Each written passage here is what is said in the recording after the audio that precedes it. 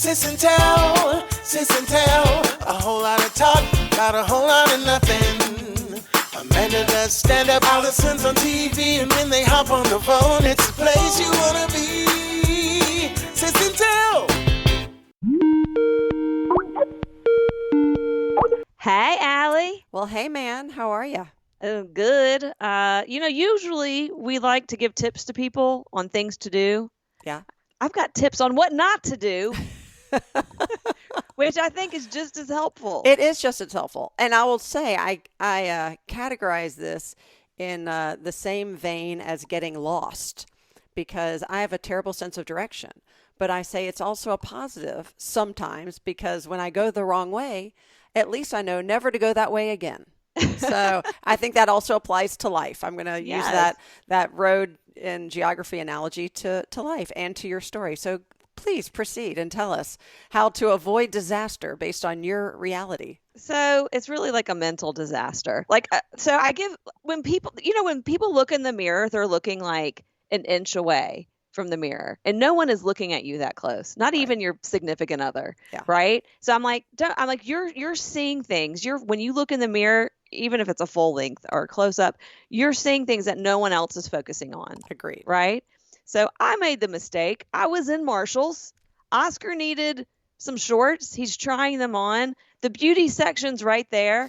They have these magnified, like times 10 mirrors for sale. They're Which, by the way, is the mirror I use every morning to put on my eye makeup, because otherwise I cannot see my eyelids. Well, so I'm underneath this like bright fluorescent light staring into this mirror. It's 10 times more magnified than my naked eye. And I am seeing things in my skin, on my skin, that I don't want to see.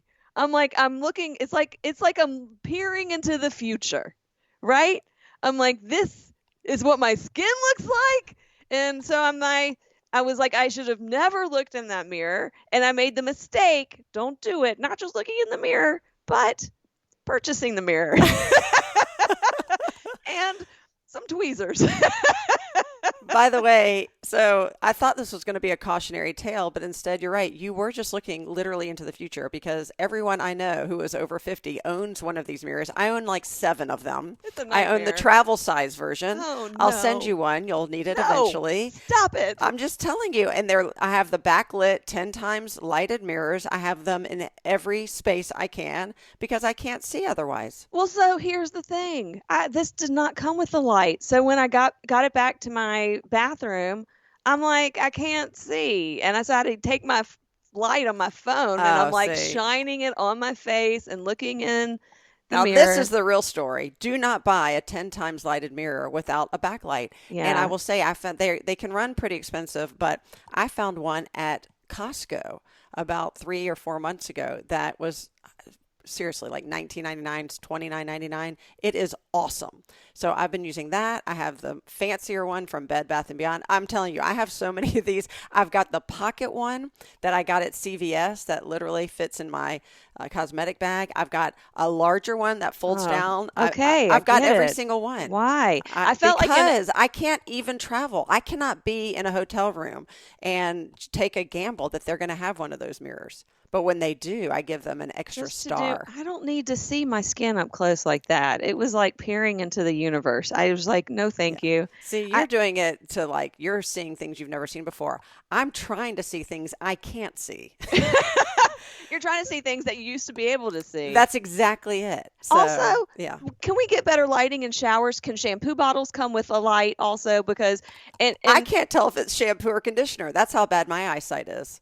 Yeah, it's awful. And why do they make the print so small? And also, why do I even need to read instructions for shampoo? Yeah. I'm in my 40s. I know how to shampoo my hair. Usually it's rinse and then repeat, and that's all. Like, what sort of special instructions do we need for shampoo? Why does it even come with instructions? It should come with like some jokes on it or something. And why is it a 2-point font? Who can read that? I don't know who can read that, especially not in the shower when there's soap in your eyes.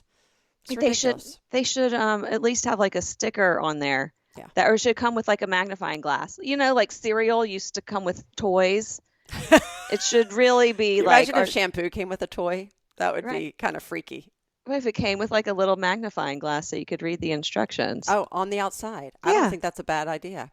Now, my new hack is, it's not a new one, but if I can't read something, this happened the other day, I take a picture with my phone and I blow it up Oh, yeah, on I've my done phone. that. It's the only way I can do it. I also have the Over 40 app on my phone, which is now more like Over 50, and it's just a magnifying glass. And then I realized an iPhone comes with its own magnifying glass. Yeah, you just do the No, but I'm opposite saying there's an pinching. app. There's an app Oh, that you can do, and it actually magnifies it really? automatically. There's also a leveler that comes on your phone. There's lots of stuff on this There's phone so that many we things. just don't even know. Yeah. There's so many things, Allison.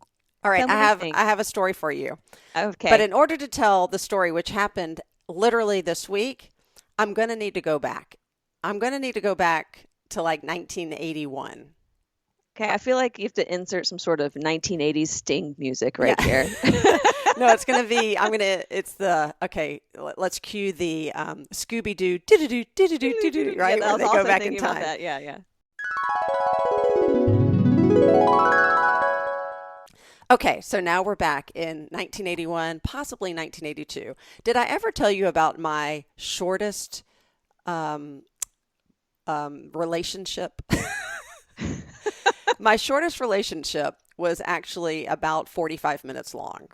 And it was at Camp Ramah in New England. And it was with a guy named Jay Green. I'm just going to go ahead and throw out the whole name.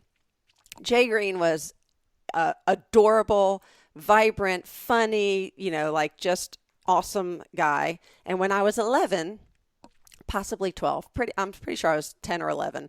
I was thinking it was my first summer at camp. He asked me to go steady or be his girlfriend right before lunch. And then during lunch, he literally spent like the entire lunch staring across his table was 2 away from me. He'd wave to me and I'd wave. He'd blow me a kiss, I'd blow a kiss. He'd like smile, I'd smile, whatever. It just, after 45 minutes of this, it was too much pressure. I just knew my 11-year-old self knew I just couldn't handle that. So after lunch, we broke up. So that was my shortest relationship to date. But Jay Green, and I stayed very good friends. He was part of our posse at camp. I mean, we had a pretty large posse. And all these guys, I mean, we all grew up together as really like brothers and sisters and best friends and went to camp for years together and then lost touch. So then now fast forward to the 90s or even maybe early 2000, at which point I decide I'm going to find Jay Green. Where is Jay Green? Because I just adored him. Again, he was like that guy that everybody loved, adorable and fun and sporty and just the kid that just had a million friends, and it's because he never met a stranger. And so somehow it was probably, I don't know if it was Facebook was around at that point. I track him down. I find out where he's living. He's married. He has little kids. I've got little kids. Okay, great to hear from you. That's it. So now fast forward to this week, and Jay Green and I are still Facebook friends, so I can see his life a little bit, but I don't really Facebook stalk him, but I know that he's there. Like once you know that you've reached somebody, it's there. So Stephanie Meyerson, which is now Warshall, but Stephanie Meyerson, who is literally my first friend. We've known each other since we were born, and because you're, of course, lifelong friends with her youngest sister. So Stephanie Meyerson says, you're not going to believe this story. So she goes on to tell me the story. And she went to camp also. And she went to Camp Ramah with me, Yeah. yes. So we went to camp together. We did everything together. She's in Atlanta now. Our 3 kids are the exact same age. Our lives have mirrored each other. So with that said, her oldest is the same age as Arthur. She just graduated from Georgia. And Stephanie said, look, all through university, Emily, her daughter, had the same 7 or 8 best girlfriends. And they did everything together. And they were so tethered to each other that even the parents all knew each other. And she said, there's just one set of parents that she never really got to know by circumstance. Like the mom, didn't necessarily come out with them one night. The dad wasn't there because they had younger kids and he sometimes stayed back for parent weekend, whatever the circumstances. It wasn't intentional, but she just never got a chance to meet that last set of parents. So she's on Facebook and she sees Jay Green on his Facebook page and just happens to notice that they have a bunch of mutual friends. And she assumes, of course, they're all Camp Ramah friends. And then she goes down the little rabbit hole and realizes that their mutual friends are the same parents that are, tethered to these girls at Georgia, at Emily's friends group. And she's like, why is he friends with these friends? And then she realizes he is the mystery parent. That's That so funny. his daughter and her daughter have been best friends for 4 years at college. Oh, that's crazy. 4 years. They have been best friends. And Green is one of those last names that's so generic. Right. Like, it's not like Lebovitz. Well, where... and now he lives in North Carolina. So it's not even like she would have said, oh, I mean, nothing would have dawned on her except for actually seeing him, because he hadn't changed a bit. He still is like, has the cutest, like 12-year-old face on a 52-year-old body. Yeah. But, anyway, she's freaking out, and of course she had to call me because not many people could appreciate the story. Right. I'm not even sure if you and our listeners are appreciating the story, but I mean, the fast forwardness of this and the full circle, and the fact that they aren't just like met at a bar and said, oh, our parents know each other, that their children have been best friends for 4 years, and then Stephanie and Jay never knew it until this week, and I think it's remarkable. That's fun. That's so funny. That's a good story. I feel like it's like that Harry met Sally, and they never met. And they finally did. So anyway, Jay Green, if you're listening, if you're out there, big shout out. Big shout out. Yes. So funny. So we've been trying to give Oscar and Ruby a fun summer, and Murray's still at camp. The school started on Tuesday, if you can believe that. Crazy. Y'all start so early. We start so early. Murray's missing his first week of 11th grade, but we've been doing fun things. My friend invited us to go tubing with him and his daughter and one of her friends. So we did that. The Chattahoochee, the Chattahoochee, and we went tubing. At some point, we were all stuck together. We were tethered together. And then Ruby and her friend decided to untether along with our friend's daughter and his friend. And then at some point we were in the middle of them. So the older girls were in front of us. Ruby and her friend are behind us, and then we can't see them. Oh, like gosh. It's the river bends, and Aaron's getting worried, right? He's like, where are they? Should we be worried? And I'm like, no, they're good.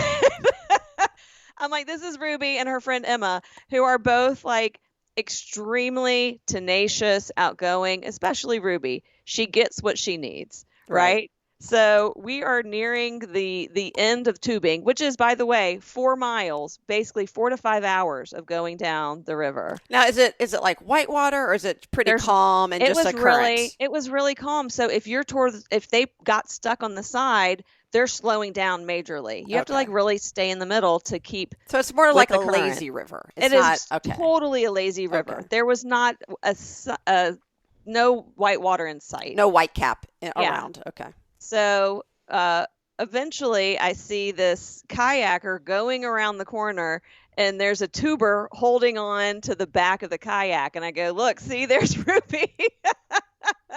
She had convinced this guy who was kayaking to drag them to us to catch up. Oh, come on. And then they're passing this group of, they're like 10 tubers behind us. And Ruby's like, hey, Brian. And they're like, hey, Ruby. I'm like, see? Making friends on the river. Yeah. Right? That girl, she gets what she needs. It's impressive, I think. Resourceful. Yeah, she's resourceful. Yeah. So also one of the things that I did with Oscar specifically, because I know you remember the story I told in the podcast of taking Ruby to that concert, and there was a mosh pit. Yeah. And, so Oscar's like, so you took Ruby to this concert, and I would like to do something special. And I'm like, yeah, of course. Is there someone you want to hear that's in a small venue where we don't have to drive an hour? And there's lots of stipulations if I'm going to take my kid to a concert. And he's like obsessed with this animal he found on TikTok called the capybaras. Capybaras? Yeah. And they basically, did you know Princess Bride? Oh, yeah. Remember the scene where they're stuck in the scary forest and they're rodents of unusual size? Be careful of the RUSs, the rodents of unusual size. Yes, I am familiar with that scene. Thank you, Wesley. So, yeah, that is basically what a capybara looks like. It looks like a rodent of unusual size. Yeah, it is like a giant guinea pig. It's so, like, when I say giant, we had a little excursion where we had one-on-one with these animals. They're peaches and cream. boy and girl, they're partners. Oh, wait, that's their names or Yeah. their coloring? No, that's their Okay. names. Okay. Peaches weighs a whopping 120 pounds. Oh, my goodness. They're big. Cream was 90. And we got to feed them. You And know, we- Cream is an unfortunate name for any species. I know. If he's not with Peaches, it just sounds weird. It does sound weird. Yeah, it makes me uncomfortable to say his name without hers. Cream. But I'm there's just- a band. There's a band called Cream. I get it. That makes me a little uncomfortable too. Well, we smelled so bad. It was, I mean, these animals, they were so smelly. And the craziest thing is they had another experience that you could do with them where you could swim with them. Okay. And then they realized that they poop in the water. So they stopped the experience with the adults, and now you can only swim with the baby capybaras because they're not old enough to poop in the water or something. Well, But isn't that gross? I'm like, but immediately Oscar's like, oh, we could have swam with them. I'm like, no, we couldn't have. so what did he actually do? He just sat there and pet it or fed it or Yeah, we get to go cuddled into, it or we get to go in their enclosure, and they give us this big bowl of different fruits and vegetables. Okay. And the zookeeper was like, okay, so you have to feed them the corn first, and then the broccoli, and then the carrots, and then the apples, and then the bananas. And we're like, why is she being Yeah. right? I'm like, why is she micromanaging how we're feeding them? Like, it seemed like a little much. And she goes, and then she said, well, I'm telling you this because they are particular. She goes, I don't care what order you feed them in, but literally they won't move on to the next vegetable because they have their favorites and they like to eat them in order. That is so weird. And it was weird, and it was true. Did you try to feed them something out of order? They were not interested in the food out of order. And if you didn't feed them fast enough, they jumped up on your lap to try and get to the bowl. Oh my gosh. And they were very like, it looks like fur, but it's like bristly. It's Okay. real bristly. And then we got a walking tour of the zoo. It was the North Georgia Wildlife Park. Were you the only ones there or were there other people doing the experience? There were 2 other kids, and that's it. And then one of the kids' parents were like watching. Like, you could pay to watch and Right. not have to pay as much for the experience. How did those kids find out about the RUSs? I mean, you look it up. They also have sloth experiences. No, I know, but I'm saying if Oscar got fascinated by TikTok, is this like a huge TikTok thing? Did they also see these things on TikTok? I You didn't ask, but Okay. it may have been like one. I think one of the families was like from out of town, so they probably like, what can we do? And then they looked up that you could have these experiences I and gotcha. picked the capybaras. But you can like cuddle with a sloth. You can play with a wolf puppy, Oh gosh, that's Which- amazing. which I mean, for $100, I don't think I'd play with a wolf puppy because they're basically dogs. Yeah, or a sloth because basically you'll get not very much. Yeah, by the time the sloth gets to you, your time will be up. Right. Like, that took 50 minutes for him just to crawl over to me. No, but it was neat. I would Did recommend Oscar it. feel like he got his experience worth? Oh, yeah. He was very happy. We took loads of videos, and it was, it was fun. We had a good time. So there's something we have to talk about that's animal related besides the capybaras, and it's the fact that you were sending me pictures of cows from your trip. And I feel like maybe you also might have a new cow obsession like I do. A little bit. So Alan and I got to go to England for a week for a belated 25th anniversary trip. And we spent it with our dear friends, Emma and Andrew, who were our British tour guides. They were amazing. You know how, like, if you've ever gone to Israel and the tour guides there know everything about everything, like you can stop at like a 7-Eleven there and be like, oh, when did those ices, when did they start selling, Right. cherry flavored ices? They're like, well, back in 1967 during the war, Right. like we would literally be everywhere or anywhere. And they would know everything about everything. And even if they didn't, I believed whatever they said. So we had the best time. We really stayed in the countryside, in the Cotswolds and in all of these shires and manors, and saw palaces and Wait a second. yes. So Shire is like a real word that's not just from The Hobbit. No. I keep calling it shires. It was the country. It was like coming to the States And instead of going to New York or LA or Miami, you spent all your time in Oklahoma or Texas, and you got to see fields, and except, the buildings there, as Andrew likes to say, most of the houses there are older than our country.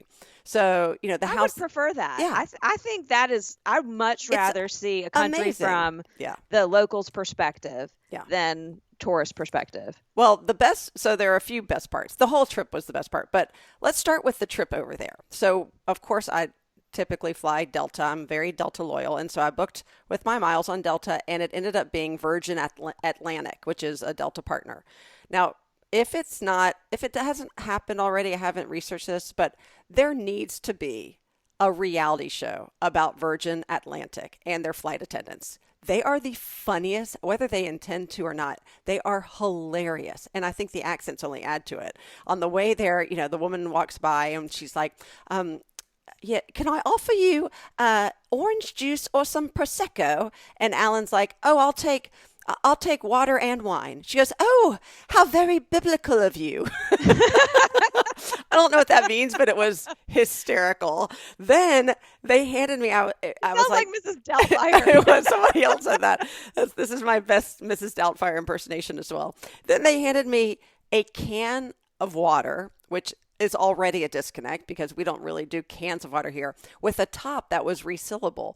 And she said, here's your water. And if you also need a tutorial on how to open it, we have a, whatever, neurosurgeon on board who can help you or something. I mean, it was so so complicated. I'm staring at this can. I start hysterically laughing. Alan's like, shush, shush. I'm like, I can't stop laughing because I have no idea how to open this can of water, and I feel totally stupid. How do you open it? Was there a thing around the... No, and finally it was imprinted on the top, which was also hard to read because I didn't have my shampoo magnifier with me.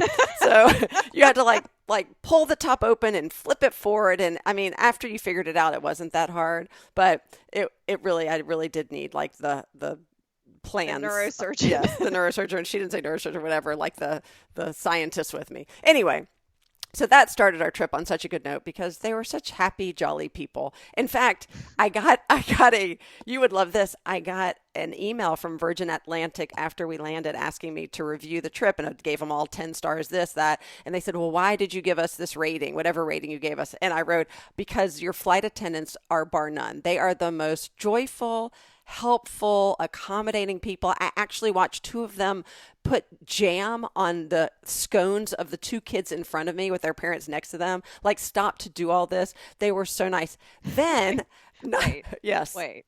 There was scones and jam. They served on your us flight? scones and jam. Is that because you went across the pond? Like they Yes. don't do that if they're going from like New York to LA, No, right? I think it's right. I think it's fair.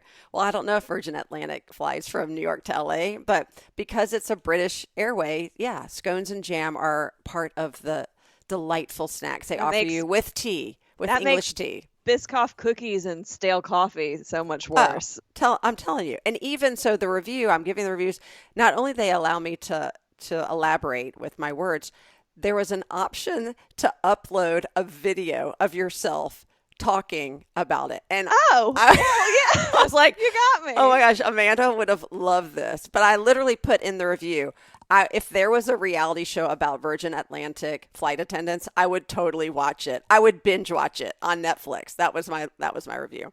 So I'm hoping they actually, call me back. I didn't do the video review. I thought that was a little over the top. Did the jam come in little glass containers? Oh, yeah. The little Tiptree jam, which is our favorite type of English jam. There's a little Did you take promotion any? Oh yeah. So Alan opened his, and I took mine back to the States because you can't buy it here. I think you can probably buy it on Amazon, but I shoved mine in my contraband. purse. Yeah. Alan even said the guy next to him hadn't opened his jam, and he almost asked him for it. He said, I thought he'd think I was a little strange. Mommy would have. Yeah. Sir, Can are I you have using that? Can I have that jelly? My daughter just loves this jelly. Well, I've got this tiny little jam, and I don't know, I'm like, it's got to be saved for a very special occasion. Anyway, so the cows. So yeah, so we went to all of these amazing little villages and towns, and these are the places where there's literally a pub every 2 miles. I know this because we probably went to all of them. We went on a 6-mile hike and stopped at 3 pubs along the way. What did you get every time you were there? We got a pint. We actually got half pints. But of what? Of beer. Yeah. Thank you. Oh, of what kind of beer? Yeah. I don't know. What kind? We literally just said whatever the local ale or beer or bitter or what, I don't know what they call them. Whatever it was there. Right. Whatever the palest ale was. That wasn't like an IPA. Their local craft brewery. Exactly. So we just love to taste, and we would often do taste tests and try them all. That's fun. And it was so much fun. But the cows, okay, everything leads to cows. I know you have a cow obsession. I do. So in England, we're about an hour southwest of the city of London, and there's a place, the Commons, okay, and it's just these giant fields, and from May to September, it's called the Commons. It's called the officially? Commons, Yeah. yes. The English are allowed to let their cows loose on the Commons because it is literally common ground. It is public ground, and you're allowed for them to graze. It's like yeah. a dog park for cows. Except there is no fence. There are no boundaries. And these cows can literally go everywhere and have the right of way. So we're driving and we have to stop because there's literally cows crossing the street. We went to get ice cream and the cows are in the field next to us and they're crossing the road there. We're driving by a very prominent golf course, and the golfers are walking with their clubs by the cows. People are walking their dogs. They're strolling their kids, all with the cows around them. Why don't you get more pictures? You didn't really paint this picture for me when you sent me this text. And now I need to know that I need to plan. If I'm going to go to England, I'm totally planning my trip around this moment where the cows get to go to their dog park. Well, I have more videos and pictures that I can send you. I just didn't do it justice. Questions. I know. You can't pet the cows though. You can't pet the cows because I know they're shy. Not. It's not that you'll spook them. So typically, I was told if you can't pet the cow, right? But I know cows. You can't. No, I asked on your behalf because I knew this would be a question. Emma said you cannot pet the cow. And typically, I will tell you, if you go into someone's field that is contained with a fence and you're walking your dog, even the dog will typically spook the cow. You're not supposed to go in there with a dog that's not familiar to the cow. And you're not supposed to approach a cow because you'll spook them. But these cows, because they're so used to these free roaming and the dogs and this, even Alan went running one morning and I go, how was it? He goes, great. I ran with the cows. And so Emma's line was, most people go to Spain to run with the bulls. Alan comes to England to run with the cows. And I swear that could be a t-shirt. Yeah. I went to England to run with the cows. Or the title of our podcast. Yes, running with the cows. So it was awesome. And I highly recommend, I think it's the same for any country. I think people are drawn to the most popular areas that get the most attention. Those are typically the big cities. I am guilty of this, right? When going to a country for a few days or even a week, we're usually hitting the hotspots we're hitting are the most populated and popular tourist attractions. And they happen to be the larger cities. But these unsung heroes of nature and land and topography and history are really the outskirts where there are much fewer people, lots more animals, and just a beautiful story and narrative about these countries. I mean, we went to the city of Bath where there are Roman baths, and these hot springs that have been bubbling up literally for centuries and got to see the ruins. Is its name pretty much on the nose? Bath, B-A-T-H. I know, but is how they is which came first? The city or the right? Right? Do they start? Yeah. Were they we got to lean into this, right? This is what people are going to expect if they come here, or was it did it all happen at the same time? I'll have to go back and check my notes from the tour. I would have asked Emma. Yeah, Emma knows. I'll ask Emma and Andrew. They know everything. But it's also there's this tour of these ancient Roman baths, and then surrounding it is this fabulous little city or town with, a Zara and a Ted Baker and coffee shops and restaurants. And so it's just these little towns are awesome. And we went to even smaller towns. We went to one town, the name is Burford. Burford. Buford or Burford. Burford, right. We would Burford. say Burford, but they say Burford. And so I can't even say Burford. Burford. It's we went to Burford and Bybury and Bath. So I think Bath. if I lived there, They don't say Bath? Bath. Yeah, I think if I lived there Burford. for a year, I'd have a pretty killer Southern English accent. I think I could start to take on some of those words. A year, I think if you probably took it on while you were there. Look, and I have this problem because my friend Louie, we do auditions together. Yeah. He's British and I can't help it. But when I'm with him, I start doing a British accent. Yeah. And when I'm a reader for his auditions and he's doing his British accent, sometimes he does American. I'm like, oh, I have to like concentrate. So Yeah. Well, let's just admit it. The British sound smarter. They sound better. They sound cooler. I know. Why would we not want to sound British? That's why I pretended to be British in college. Yeah, I wanted to be British, but all I got was Yiddish. So. Well, thanks for listening to the latest Sis Tell podcast. And I wanted to give a shout out to one of our friends, Katie. Katie, Shout out our to Katie. sister from another mister. We love you. Also, I wanted to give a shout out to Beth and Kathy. I forgot to tell you the story, so we'll end with this.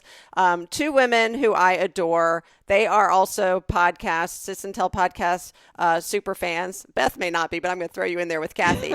Apparently, they were touring a potential tenant at their building this week, and Kathy's phone started playing some random music. And as they noticed it, they take it out of her pocket, and it was the Sis Tell theme song. Yes. And so, you know what? Thank you for spreading the love, the sound, the music to everyone around you. And as always, this has been Amanda and Alison with a whole lot of talk about a whole lot of nothing. We'll catch you next time.